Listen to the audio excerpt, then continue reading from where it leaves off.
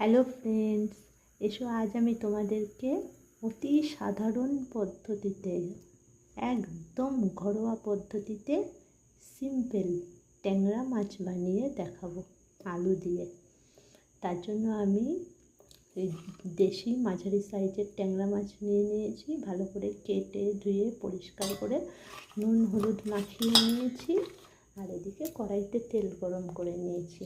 এবার এই তেলে আমি ট্যাংরা মাছগুলিকে ছেড়ে দেবো। এই দেখো, মাছগুলি এভাবে তেলের মধ্যে দিয়ে লাল করে ভেজে তুলব।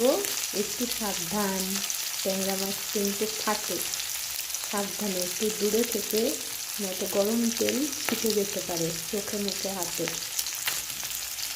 কড়াইতে পাঁচফোড়ন ও কাঁচা লঙ্কা দিয়ে আলুগুলিও ছেড়ে দেবো। কেটে রাখা আলুগুলি ভেজে ভাজবো আর কি আলুগুলি। এবার একটু ঢাকা দিয়ে দেবো।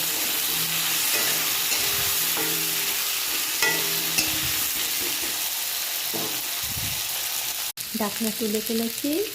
আলুগুলি হালকা ফ্রাই হয়ে গেছে। এর মধ্যে হলুদ, লবণ, জিরের গুঁড়ো, ধনের গুঁড়ো দেবো, দিয়ে এবার আবার একটু নাড়ব।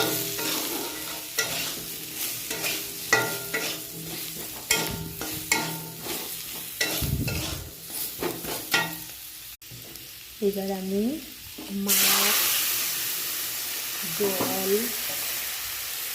এর মধ্যে দিয়ে দেবো, আর একটু পিটলির গুঁড়া দেবো। দেখো, আমার মাছের ঝোল একদম ফুটে উঠেছে। আমি এক্ষুনি নামিয়ে নেব। এই যে আমি মাছের ঝোল নামিয়ে নিয়েছি, আমার একদম কমপ্লিট হয়ে গেছে। এখন গরম রয়েছে, ঠান্ডা হলে একটু ঝোলটা একটু ঘন হবে। Thank you friends.